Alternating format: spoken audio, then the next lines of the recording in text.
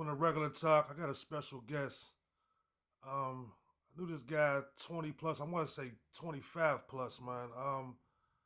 Always been a great guy, man. Well raised, an athlete. He does the sneaker ball. I love that, man. Family man, great father. Want to welcome Sam Morant Jr. in the building. How you doing, sir? My guy, I'm good, bro. Appreciate you having me, man. Appreciate the invite. Hey, man, I built this platform, man, for guys like you, man. I love their lane, and I want to hear their journey on how they became them, basically, man. So I want to start basically with you, man. I want to start from your childhood. Tell me about beginnings. Beginning. So, grew up in Lincoln, right on Lemington, man. Grew up with my mom and my dad, my brother. Real close knit family. Real family oriented. My dad was a steel worker, retired now. My mom worked for the Board of Education. So it was really like they was always there. They was always around. And I think that that's something that even as a kid, like being older now, looking back on it, something I took for granted because, where we come from, we don't see, it ain't a lot of that. I mean, it ain't a lot of two-parent households. Not saying that there ain't none, but it's not a lot. It was definitely in the minority. So it's definitely something I took for granted. And like talking to somebody the other day, it was like my dad was always around, and it was something I used to be kind of embarrassed about because nobody else's dad was around like that. But now, being a father and growing older, that's something that I'm truly appreciative for. I mean, went to Leamington.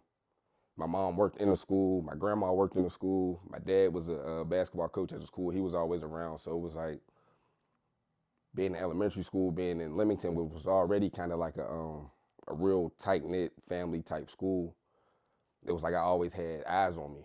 I mean, so it was like a gift and a curse where I knew I always had to do right, but that expectation of always having to do right was always there too, and that kind of got heavy sometimes. But it's definitely something I feel like kind of shaped me and molded me and helped me be the person I am today. How was you as a student? Let's say fifth to eighth grade. Fifth to eighth grade. So school it was easy for her, I ain't gonna lie. It kind of came easy to me. Plus the expectation of always, you supposed to do good in school. That was always there. But I will say when I left Leamington and went to middle school at Sterrett, that's when it became real. Like I'm like, oh, I can't just show up and pass these tests like I could before. I mean, I can't just come home and not really pay attention in class and just knock out the homework like it was easy. So that was definitely a transition, a shift. Where I'm coming from Leamington, where, like I said, everything pretty much came easy to going to Sterrett, where now you got to work for it. When you get first introduced to sports? Oh man, as young as I can remember, like me and my dad, we literally used to just sit around and watch Sports Center all day, like all day, watch the reruns. Like I could tell you what's about to come on. They already talked about it 5 times. I'd heard it 5 times, but we still sitting down watching Sports Center. Like sports was really my childhood for real. Like that was all I wanted to do, all we did. My dad played softball when I was growing up, so I was always at his softball games, whether we down up at Chadwick, we'd be out Rankin, we'd be out Duquesne, so I was always around that. And then I think I started actually playing sports when I was 6. I started playing baseball at the Boys and Girls Club, and then ever since then, like sports, my first love for real. I always ask people this. Is there anything that you still like live by that you heard when you played Little League that you still apply to in your daily life today? That's a good question. It wasn't necessarily a saying, but just you always got to work for it. I mean, like whatever you want, you're gonna have to work for it. And people, like my dad was my coach sometimes growing up. So I feel like some people would look at it like they would expect something to be given. I mean, but like, no, my dad was one of those people like you gotta earn everything. Like I don't care if you my son, I'm not giving you nothing. You got to go harder than everybody else to even get your position. So I think just that mentality of always having to work for whatever it is you want, that's kind of something that always stuck. I always say once you hit ninth grade, that's like when your character starts to build. Like so, walking into Shenley, coming from Lincoln, like how was that experience? Man, that was crazy. I still remember my first day. Like it was crazy. Like so, my introduction to Shenley was kind of different. Like being that I played football, so I was around the team in the summertime. So I kind of made friendships and kind of got cool with a lot of people from the Hill. Like there wasn't too many people from Lincoln that went to Shenley at the time. My man CJ, like my best friend now, he did, but there really wasn't too many of us. So it was really like walking into a whole new environment, trying to, establish yourself, make friends, and kind of fill it out at the same time. But walking into Shenley that first day of school, I just remember it felt like I was the smallest person around all these adults. Like at that time, I probably still could have made weight for the Mighty Mites. That means I was super small, and everybody else just seemed like they was already full-grown adults. So it was definitely intimidating walking in that first day, with just the hustle and bustle, getting lost in the building. But I definitely found my way, found my path, and kind of created my own way in there. How was the football experience? And like, let me hear some of the dogs you was playing against. Oh, playing against. So when anybody asks like who's my favorite player that I played against or saw play, it was Vaughn Rivers from Perry. Vaughn was a dog, man. And I played with Vaughn in midget league, so I seen him growing up, and that was somebody who I always like he was the one. Like Vaughn was the one. Like the mentality, the athleticism, he had it all, and that was somebody like I wanted to be like on the field. And my bad, I forget the first part of the question. I want to know how was your whole experience with just the whole high school football, the camaraderie, the locker room. Okay, yeah. So it was funny. 9th grade, like I said, I was super small. So I went to conditioning. We probably started that in like July, and then first day of pads, 2-a-days. I remember it. Like I was playing running back. And one of the first drills we had to do was the gauntlet drill. And that's when you get the ball as a running back, you got to run through 2 lines of people, and they teeing off on you. And the upperclassmen, they teeing off for real on the freshmen. I mean, I just remember like that was probably the hardest football drill of my life. Like that, I remember it like it was yesterday. And probably like halfway through the first week, I told my dad, like, man, I don't know, I want to quit for real. Like, I ain't having fun. Like, I'm getting beat up at practice. Like, this is hard for real. And he was like, and it's probably one of the greatest, it's like, I ain't gonna say the greatest, but one of those milestones in your life that you always look back on. And he was like, man, you're not quitting. He was like, if you want to stop at the end of the season, that's cool, but you about to finish this year, whatever you starting, you gotta finish. And I was pissed, like I was hot, but I can only imagine where I'd be and how my life would have turned out if he'd have let me quit that day or quit that season at all. So that's definitely something that was like monumental in my life, but it was tough. I mean, it was definitely hard. And also going from being one of the best players on your team to coming in being a freshman and nobody cared that you were on the team. I mean, that was definitely like a little reality check for me too, but I don't want to fast forward too much, but that's just something that, I don't know, I always look at life like you go through things early in life that prepare you for things later on in life. And at the time I didn't know it, but that was something that definitely prepared me for my college career in football. Did you get a chip through high school? Nah, no chip. The only chip I got was from track, but no football chips. Why do you think that the city teams, when we go up against them state teams, they be losing? I think what we got, I mean, I guess if we want to include Penn Hills, what we got 2 in the last, 50 years? Yeah. I mean, I think it's a lot of things, honestly, but I can only really speak for my experience, and I think that number one is the buy-in from the players. Like, I think that in some of those other school districts, like, they come in with the mentality of this is what we're here for, not just I want to be on the football team. I mean, if that makes sense. Like, I think that has a lot to do with it. I think that coaching has a lot to do with it, because I think, not necessarily in my situation, but I see a lot of coaches who just happen to be teachers in the building, or they work in the building and they applied for the job to be the coach, and because they're in the building they got the job, not necessarily because they're the best fit for that position or that sport. And I don't think that, well, at least in my experience and being in other schools and seeing how they go about their sports, and they take it a lot more serious. So it's not just like, we're gonna give you this job because you want it. Like, no, what kind of prerequisites do you have to make you the best fit for this job? So I think the buy-in from the players, I think the buy-in and accountability from the coaches, and I think it comes from the school districts as well. Like, I think a lot of money is put into athletics and other situations, like the Fralick Center up at Penn Hills. Like, I remember when that was built when I was in high school, and there wasn't nothing like that going on in the city league. So I feel like there's just a lot more emphasis put on it around in other school districts. But the athleticism is there. It ain't talent. I think it's all the other things around the talent. I see you went to Slippery Rock, but before we get there, I see you play football as well. Did your high school coaches prepare you enough once you got to Slippery Rock to that practice? Yes and no. So I had my positions coach, my DB coach at Shenley, Coach Don. He's really the one that kind of like, I think he saw something in me before I seen it in myself. When he knew I had something and I could play on the next level, because he kind of like started to prepare me for those things. Like the workouts we was doing in high school was unreal, like unreal, and they was really college level, get me prepared for that next level. He would take me to camps. We went to all types of camps. We went down to, we went up to Buffalo for their camp. We went down to I think it was Mississippi State for their camp. So he really kind of like opened my eyes and opened my head up to be like, there's really a future beyond Shenley, if I wanted it and if I took it serious. But I remember going up to school, and before I went to Slippery Rock, I went to this small school in Ohio, Ashland University. And I remember sitting in the meetings and just feeling like they talking cover 2, cover 3, cover 4, and all the other freshmen that came in, they already knew what was going on. But coming from my background at Shenley, we only played 2 defenses.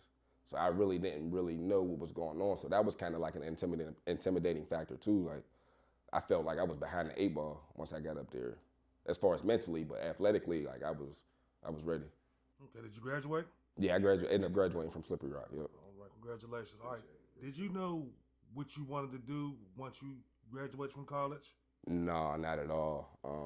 I tell people all the time, like when I'm talking to the kids I work with now, it's like, go to school with a plan. Like I think college is one of the best experiences that somebody can have in life. Like you learn a lot about yourself. You meet some great people. You kind of forced to step outside your comfort zone and really experience life. But I can honestly say I didn't go to school with a plan. Like my plan was to play football. Like that's why I honestly went to school, and I had a great time at school, graduated, did what I had to do, but I know I left a lot on the table.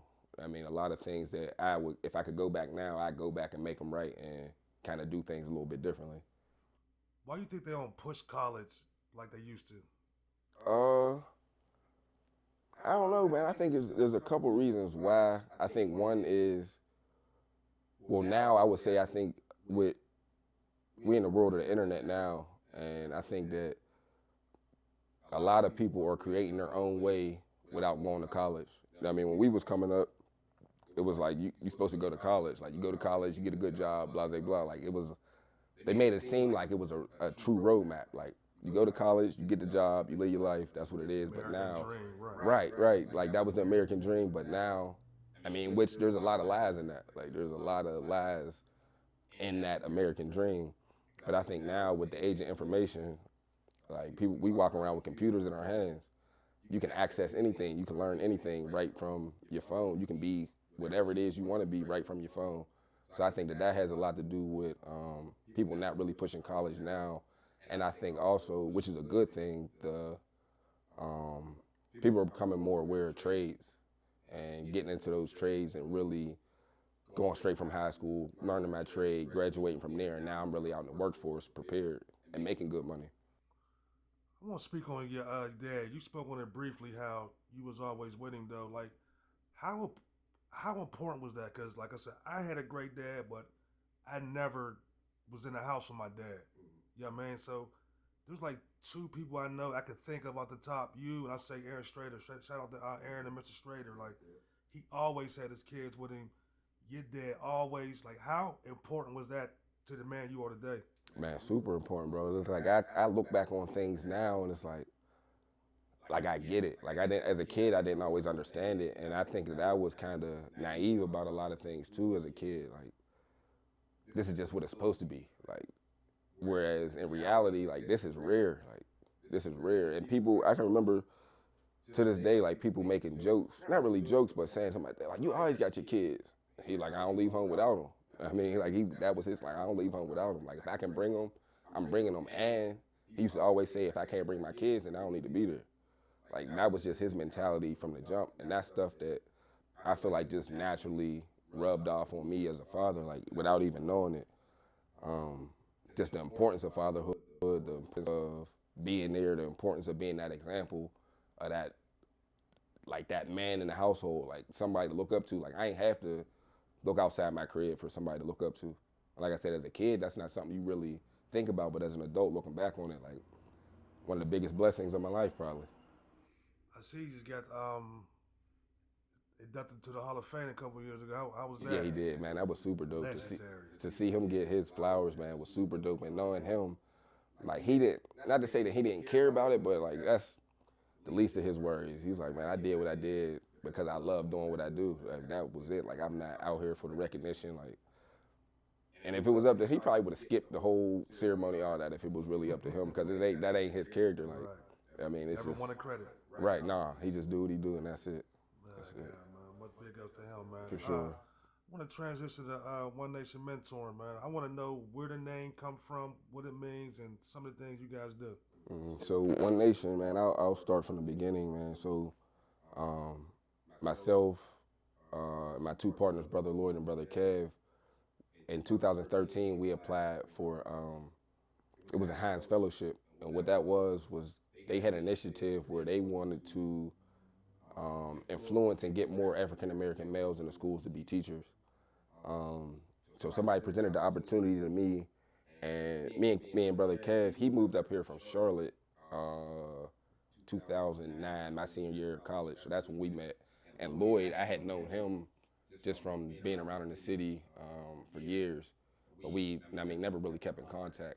But we all applied for this job, and it was a nationwide search, and luckily we all made it. So what it was a 2-year program, and they placed 10 African American males into 3 Pittsburgh City high schools. I was at Obama, Lloyd was at Westinghouse, and Kev was at Brashear. And like I said, the initiative was to influence and get more African American males in the schools to become teachers, because as we know, there ain't too many teachers in the schools that look like us. But we kind of knew from the jump, like, me personally, I knew I didn't really want to be a teacher, but I knew I could still have an impact on kids inside of schools. And they was kind of on the same type time. So at the end of the 2 years, once it was winding down, we kind of sat down, just us three, and was like, bro, like, what we trying to do next? Like, we knew we didn't want to replicate that pattern of coming into kids' lives and leaving. Like, that's something that kids in our communities, like, they suffer from. When we knew that, so it was like, what can we do? Like, we know we don't want to be teachers. What can we do? So in our minds, we kind of just created an extension of the program, and like really just sat down in my man's living room. We figured it out. Like, had no idea what we was really doing, but we knew what we wanted to do. And we presented the idea to the Heinz Endowments, and they was all on board with it. And they actually gave us our first grant to run a summer program, which will be 10 years from now, this summer. So we've really been around for 10 years, and it's like, thinking back on it now, it's kind of crazy. Like, 10 years sounds wild, because we never really, we knew what we wanted to do, but we didn't know how we was gonna do it. So to be here now and be able to look back, like 10 years ago, we really sat down and did it, like, it's crazy.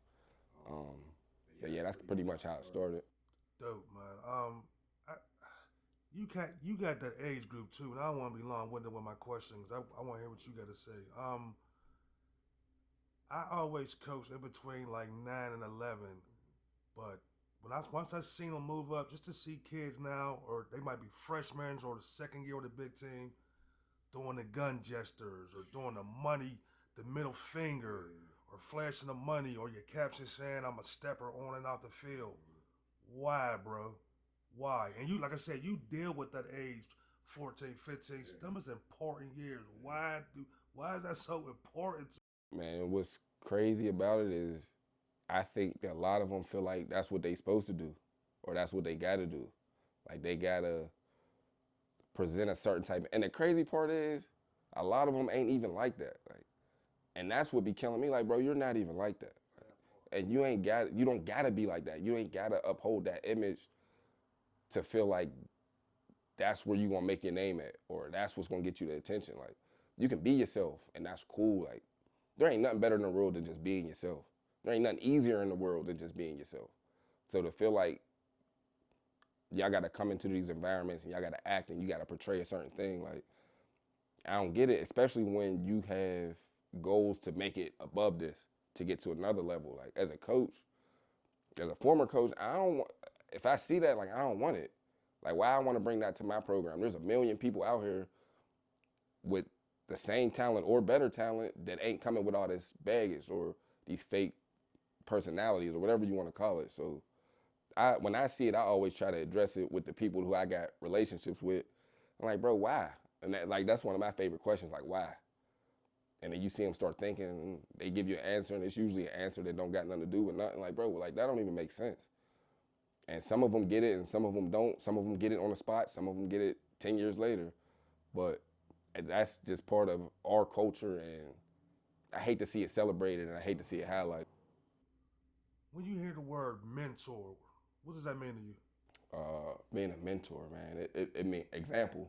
To me, like the biggest or the first word that comes to mind is an example, because it's hard to preach something, and I don't want to even say preach. It's hard to try to deliver a message when you're not living by that same message. So I feel like being a mentor is number one, being an example and being that positive image or that positive voice to kind of be there for that kid that may need it. I mean, whether it's just having a talk, whether it's showing up and being available, whether it's, anything, just being that person in plain sight. I think that's something that's so important, but it all starts with being an example. I know we briefly talked about it off camera, man, but the podcast, man. I hope your partners watch this video. Bring the podcast back, man. What's up with the podcast? So the podcast was something we really started in COVID. I mean, once we got disconnected and they stopped school and we couldn't really interact with our kids no more, we tried to find out a way to where we could still get our voice out. And I think it initially started with just aiming it towards like the youth, towards the kids. But the way it kind of transitioned and molded itself, like it became something bigger than that, where I don't even know if the kids was watching. We was getting more adults and peers watching and commenting on it. I appreciate it, bro. And that's definitely something that I wish we would have we really just jumped in. A lot of things we do, like we had great ideas and it's like, all right, let's do it. But I think that if we'd kind of really took more time and really mapped it out, it could be something that was more impactful and something that may be still going on. But you never know, man. It might just pop back up one day. You never know. I hope y'all bring it back, man. On the logo, I see it say "Think great, be great, act great." Could you speak on that? Yeah, think great, act great, be great, man. And that was another thing. Like when we was coming up with the name and trying to really cement One Nation, it was like we need a logo. I mean, not a logo. We need a slogan. Like we need something that's gonna stick. So we brainstormed, and it was just like, it was just so simple one day, like think great, act great, be great. Like if you think great and then you act on those great thoughts, you have no choice but to be great. Like, and that's just, it's so simple. Like it sounds like it's something real profound, but it's so simple, man. Think great, act great, be great. Like if you do those two things, think great and act great, you ain't got no choice but to be great. Let's get into the sneaker ball, man. Whose idea was that? So that's Kev. That was definitely his idea. He probably brought the idea to us in 2016, maybe 2017, and we had our first one in 2018. And that's another thing that just kind of took off greater than we ever thought it could. That we had 5 of them, and we've had them in some of the best spots in Pittsburgh. Honestly, like when we tell people where we would be at, like we had one our first one was at the August Wilson Center. Our second one was at the Pittsburgh Opera House. Our third was at a spot called This Is Red in Homestead. Our fourth was at Stage AE, and our fifth was at the Convention Center. So it's like you can tell even by the venues like how it kind of started small and just continued to grow and grow and grow and be something that I think people look forward to in Pittsburgh. And I think a lot of people looked at it as just a party, but that was our major fundraiser for what we were doing throughout the next upcoming school year. So that definitely helped us out a lot. Not only to be able to give the people in Pittsburgh something different to do, something fun to do, something safe to do, like it also provided funds for our programming for our kids. So it was like we got the best of both worlds for real. And we discontinued it in 2023. That was our last one. Kind of like brewing up something now. So it may not be a sneaker ball, but we're definitely planning on coming back with something for the city, something to excite the city, some good fun. We get a lot of people asking us, man, like, what happened to the sneaker ball? When y'all bringing it back? And we definitely gonna work on it. It would just seem like there was a lot of sneaker balls popping up after that. Like, I ain't gonna say we was the first one to do it, but we noticed after we did it, there was a lot of them popping up, and it became kind of like a watered down market. So we kind of shifted from that and go in a different direction. I see you on the grass, man. How you getting to golfing? So one of my homies, man, Lance, he's down in Texas. He been Love you, Lance Wood. That's my dog, man. That's my dog. He got into golfing right around COVID, and he would always talk about it, but I never really thought about getting into it. But me being like sport, like I said, sports was my life growing up, and that competitive nature is always gonna be there. And I can't. Football's a wrap. Like it's over for that. So I needed that something to fill that void, and golf just kind of, I don't know, man. I tried it out, and I instantly fell in love with it. Got addicted quick, and it's like one of those sports where it don't matter how athletic you are, how strong you are, how big or small you are. Like you can get cracked by anybody. I mean, anybody can get you on that golf course, because it's really you against the course and you against yourself. So I think that the mental part of it, the competitive part of it, it's like a perfect fit for me. So I'm going tomorrow actually, like going out tomorrow for my birthday to go. What's your ultimate goal? My ultimate goal in life? Yes, sir. Man, my ultimate goal in life is to provide a life for my family where they ain't got to worry about nothing. Like, that's like security, safety, financially, mentally. I just want to be able to provide those things to make sure that my kids and the people coming up after me surpass me in whatever I've done in life, and they're set up for success. My brother, I want to say I appreciate you pulling up on me, man. I love what you're doing out here. I'm going to reiterate it again. Bring the podcast back, man. I like how it was authentic. I like how y'all all had your own opinion. And like I said, I think we need that, man. So bring that back. I'm looking forward to seeing what you do in the future, man. I appreciate you coming again, man. Wish you and the family nothing the best. Shout out to your dad, baby bro. Much love, man. Appreciate it, bro. No doubt.